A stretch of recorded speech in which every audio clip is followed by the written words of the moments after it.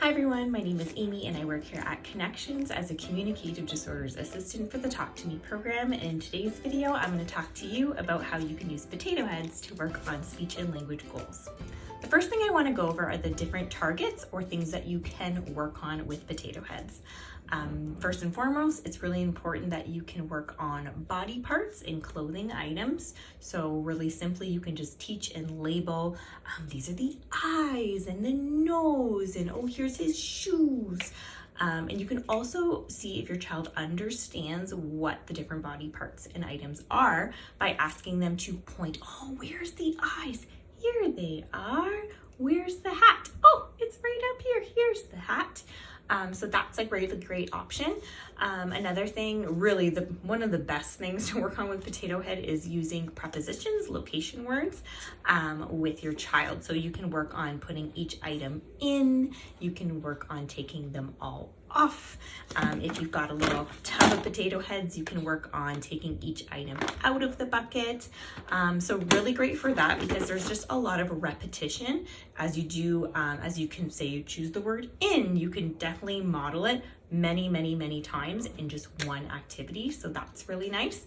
And another great thing is actions. You can, also have a potato head for yourself, and then, you can make them walk, you can make them hop, you can put them to bed and have them sleep.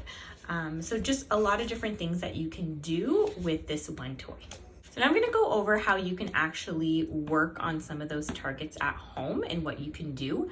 First and foremost, it's really nice that you can actually set up the situation to have more repetition and more practice. So if you have a little tub of potato heads, that's great. If not, you can put them in, all the pieces in a container or a Ziploc bag. And then you can actually just take out a few pieces at a time and then close the lid or close the bag back up, thus giving you another opportunity to model some language. So what I would typically do is I would have it sealed shut. A child might bring me the bucket, actually show it to me and look at me. And then what I would do is I would interpret what that message is and say, oh, let's open. You want it? Open. And then I would open it up. They could take one out if you wanted to work on that word out. And then what I would do is take out a few pieces. The child can put some on. I would take some out on the table probably. And then as the child's putting those pieces on, what I would do is actually close the bucket again. So that gives them another opportunity to ask for the bucket to be open and for more pieces to come out. So that can be a really nice opportunity right there.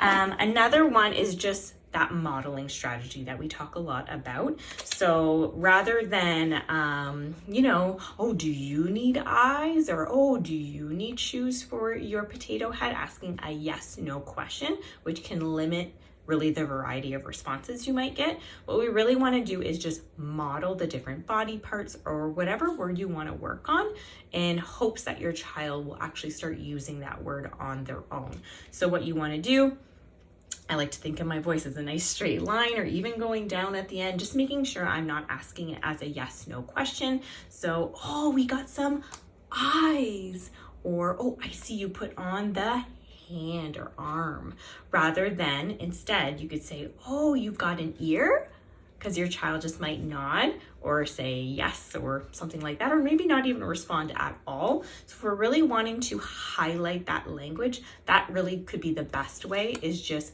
modeling the word in a very natural way and just say it like we'd want them to say it rather than asking it like a question. So modeling and then pausing and waiting, looking expectantly, and just see if they give the word a try. They might. And another one would be just to actually, the best way to do it is to have two potato heads. I've not done this one yet, because the best way is to really, especially have it be really fun, pressure off, is just watch your child and copy their actions to the best you can. So if you have two potato heads and they're putting the eyes on to themselves, you can watch what they're doing and say, oh, and copy their actions, and you put your eyes on, and then you can actually just model, oh, eyes. And then if they have their potato head and they're walking along, then you can have yours walk around, go walk, walk, walk, walk, walk. And if they start making it hop, then you would also do the same and do that copycat game. But what you're doing is just adding that extra little bit of language. So just to kind of, teach that vocabulary, and then hopefully you get a nice back and forth. If the child's going like this, and then you go, oh, hop, hop, hop. And then they think it's funny that you copied them, they might do it again, and then you can model again, hop, hop, hop, and eventually your child might try that word or a word approximation, something that sounds like it. You can go, yeah, hop, hop, hop. They might say hop, hop, hop, or try something like that. So that can be a really nice, fun option. The last thing I wanted to talk about was just changing up the activity if you're able to. One thing I really like to do is actually taking Play-Doh, take a big clump of Play-Doh, and then actually use the pieces for the potato head and stick them on the Play-Doh. It just changes the activity just enough to make it really fun, and they can make really, really silly ones because you can really add as many pieces as you want to the piece of Play-Doh. So that could be a really fun option.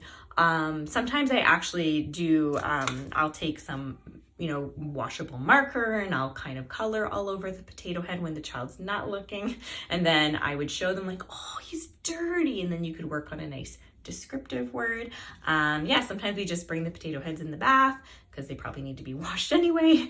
And then they can actually practice those different words. Oh, he's got a dirty nose, dirty ear, and you can wash all the washable marker off. So that can be a really fun option. And the last one sometimes I do this in session a lot, is that I'll have the potato head kind of on the table with some pieces missing, and the pieces will be hidden around the therapy room. So the child can see that they're missing pieces and look around, and they might see one sticking out and get really excited and run over and find the missing pieces and put it on. So that could be a way where it just breaks down the activity, where you can model a word like, oh, you want to put it on, or push, push, push. And then they can find another piece, and then you could model the word again, push, push, push.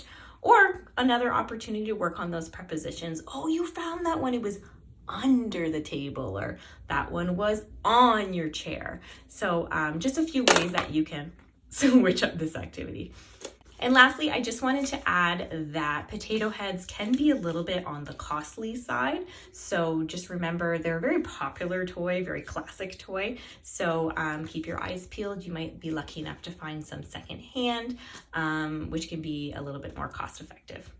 All right, everyone, I hope you found that helpful. And if you ever have questions about your child's speech or language, feel free to visit our website at connectwithus.ca, and you yourself can complete an online referral.